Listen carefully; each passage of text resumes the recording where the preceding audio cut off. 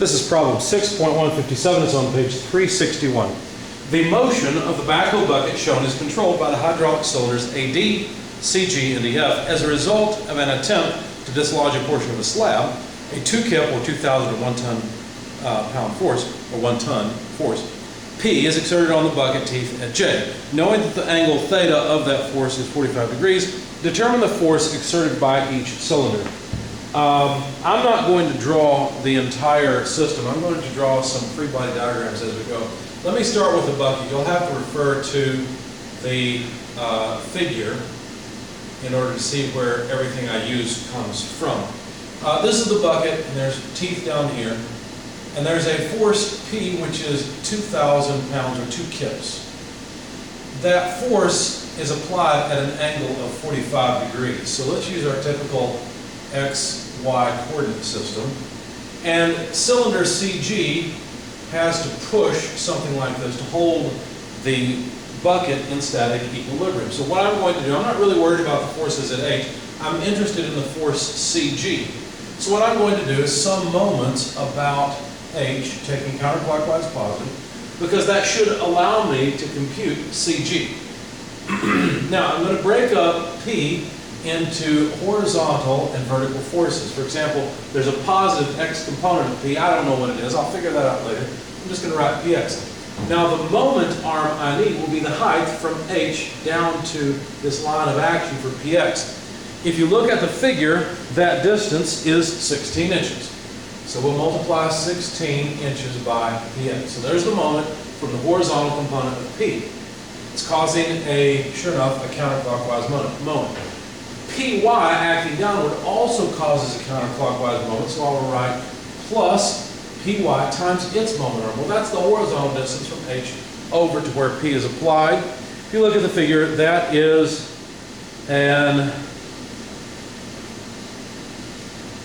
that's an 8-inch distance. Oh good, I used 8 inches. I thought I used 10. That's an 8-inch distance. I've got it right here. Okay. So we've now calculated or added up the moment due to P about H, but we also have a moment due to CG. Well, CG, the force in that cylinder, the horizontal component, the X component, is causing a clockwise rotation. So minus CGX times its moment arm. Well, this moment arm is the height from where CG is applied down to H. I'm just looking at the book to verify that what I've got is correct. That's a 10-inch distance. And then the vertical component is also causing a negative moment, a clockwise rotation. The vertical component of CG, therefore, is minus CGY times its moment arm. Well, that's the horizontal distance from H over to the point of application of CG. And that distance is 10 inches. So 10 inches, and that's it. There are no more forces causing a moment about H on the bucket. Now, of course, the bucket has some weight, and in the real world, we'd have to take that into account. Maybe it's pressing against the ground. Ideally, though, you wouldn't want it pressing against the ground. You want it pressing against the slab itself. Maybe you pivot on that point, but that would change our setup. That's not what we have. This is what we have. These are the only forces. And so what we're going to do then is just solve this. PX is pretty easy to get at. I'm going to leave it just for a minute as P. The X component would be cosine 45 degrees times then 16 inches, continuing, that's that term, plus P times sine 45 degrees, that's PY, times 8 inches. Now CG is the unknown. Notice I've got the horizontal component of CG. Now, that's all well and good, but I really need the X and Y components. So how do I quantify the location or the direction of CG?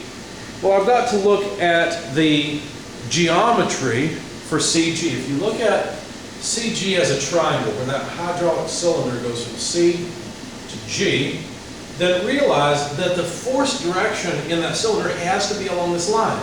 A cylinder, a hydraulic cylinder, is ideally just a two-force member. Okay? In most cases it is. In fact, they'll put pivots on either end to make sure that it's just a two-force member. So if you look at it, there's a 45-inch dimension horizontally from C to G and a 60-inch dimension from C down to G, which gives us, by Pythagorean's theorem, a 75-inch distance between C and G. The force the forced triangle, CG like this, and CGX here, CGY here, this forced triangle is a similar triangle to this geometry triangle. Okay? So if we know the direction of the cylinder, we know the direction of the force CG. All right, so instead of CGX, I could write minus CG times what? Well, I want only the horizontal component, so that would be 45 over 75. So let's write 45 over 75, don't forget times 10 inches, minus CG, but I only want the y component, that's 60 over 75, times 10 inches equals 0. Now, of course, I know what P is equal to. P is 2,000, or if you like, 2 kips. And so I can solve for CG from this. I will spare you the details. CG comes out to about 2.42437 kips. I actually wrote it in pounds, so I had 2,424.37 pounds. That's why I've got so many decimal places.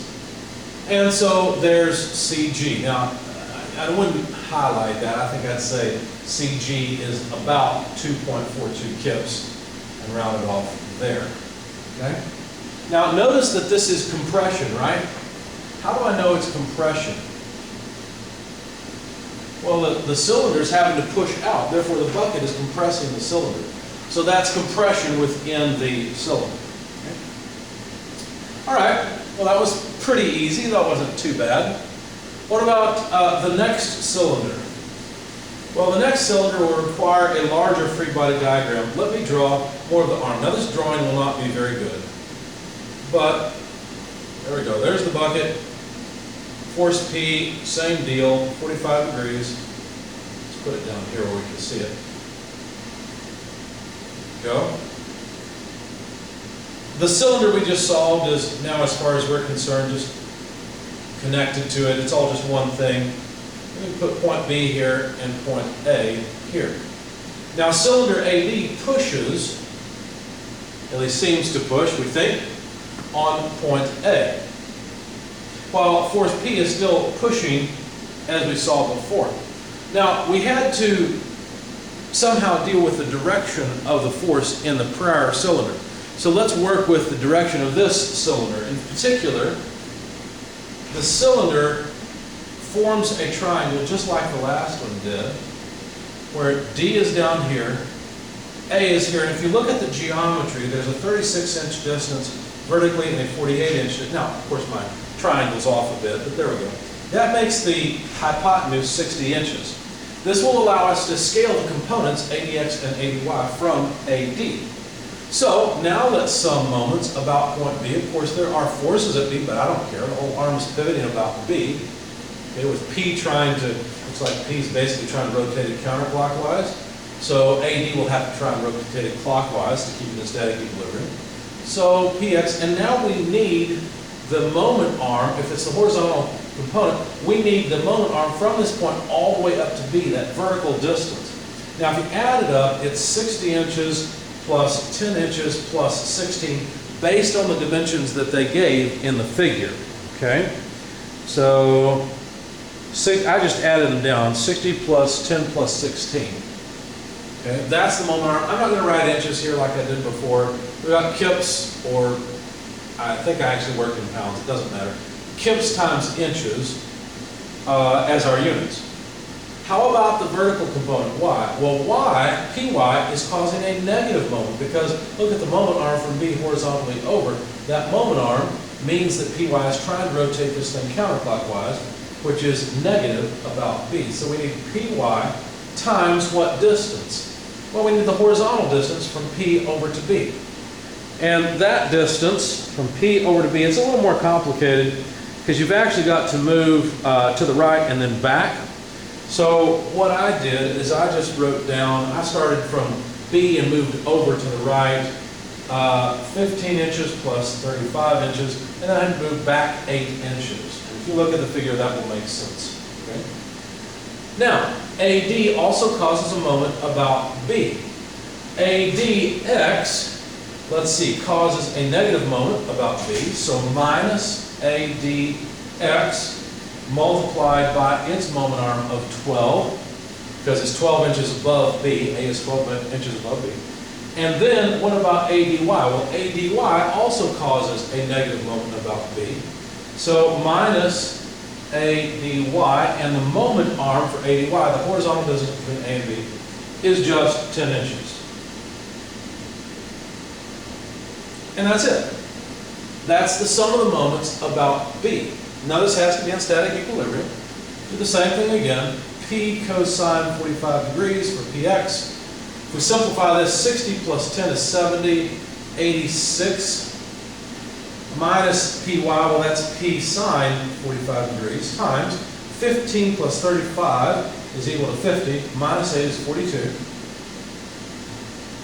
Okay. I added this in my head, I want to make sure I get it right. And I'm going to take these terms to the other side and factor out AD. So we'd have AD multiplied by what? Well, we need the x component of AD. The x component of AD would be 48 over 64 times 12, that's ADX. This term also moves over, becomes positive AD, and then the y component would be 36 over 60 times 10. Of course, I can factor out the AD and end up there. If I want to know AD, all I've got to do is divide both sides by that. See? There we go. So there's AD. If you plug in all the numbers, you will find that AD is about 3.99 kilos. Okay. All right, so now we've calculated the force in cylinder AD. The last cylinder is cylinder FE. Now I'm going to simplify my free body diagram just a little bit. Draw the arm something like this with the bucket. Force P is still down here. I'm going to put point E here to be clear. Point I down here. That's the pivot point for this whole arm. And then the cylinder pushes from point F to point E. Okay. So this is FE, the force in cylinder from F to E.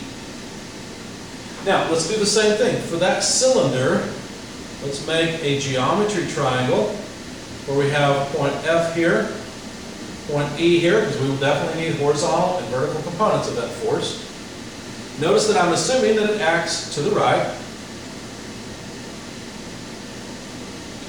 Of course, that won't work, will it? That'll be wrong, because look, P will cause a positive moment. If FE acts this way, it also causes a positive moment. So we'll find that FE is negative, but that's okay. We'll discover that. So looking at the distance between F and E, the horizontal distance is 40, the vertical distance is 16. This side didn't come out quite so nicely, so I left it as square root of 1856. Okay. And now, let's just sum moments about point I, taking counterclockwise, as positive. Well, play the same game. Px, the horizontal component, times the elevation difference between that point of application and I.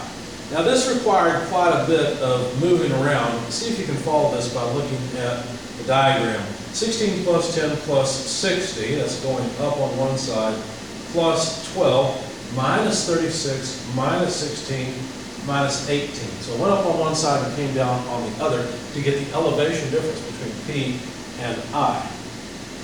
Then minus Py, maybe, sorry I tried to put this on the same line. Py points downward, so I just need this horizontal distance.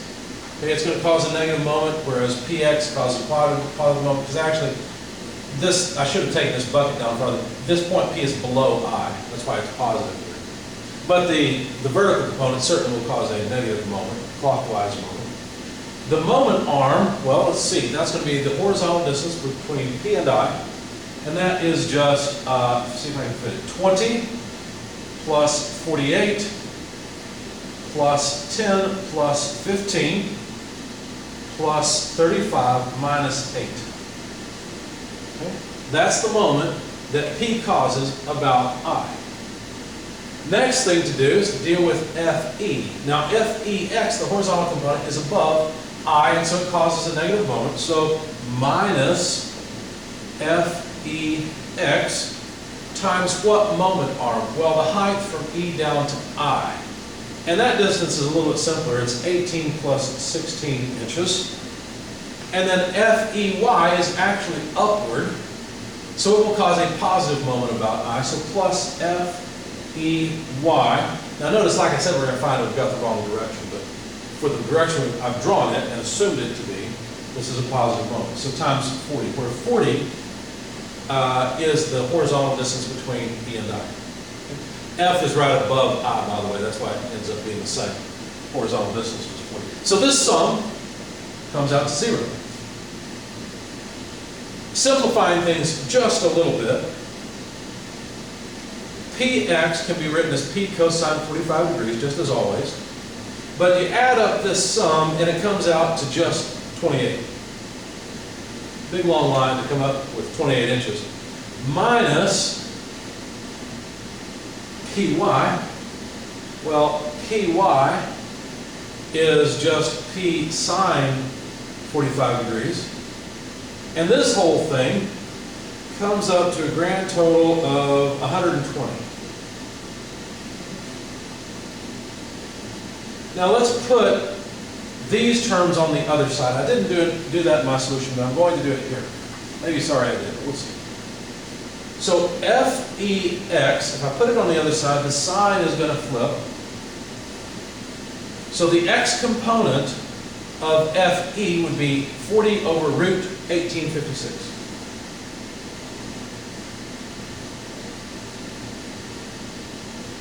That's just Fex moved to the other side. We've got to multiply it then by this sum, which, let's see, 16, 16 is 32, so that's 34. Taking care of this term. If we move this to the other side, we can subtract Fey, but Fey would be 16 over the hypotenuse, root 1856, multiplied then by 40. So now, if we factor out Fe, factor on Fe, should I get all that right? Yes, is just 40 times 34 over root 1856. Notice these two fractions will have a common denominator, minus 16 times 40. Okay? There we go. So then again, all we have to do is divide the other side by that factor, and we will get Fe. I won't belabor the point. You'll have to calculate this and use it to divide this side. But when you do that, you'll find that Fe is about negative 7.79 kips. I think that's what I wrote was a 9. It's hard to tell. This negative sign, normally in a truss, a negative sign like that would indicate that our truss member is in compression. But notice that I am assuming that the cylinder is in compression, that it's pushing on point E. Since I got a negative number, this means that this cylinder is in tension. I chose the wrong direction. The cylinder is actually pulling back in order to provide counterforce for that point. Okay? So that's it. We've got compression on two cylinders. In other words, the cylinders are pushing outward, but on one cylinder, the cylinder is trying to retract. It's pulling back. And that's it.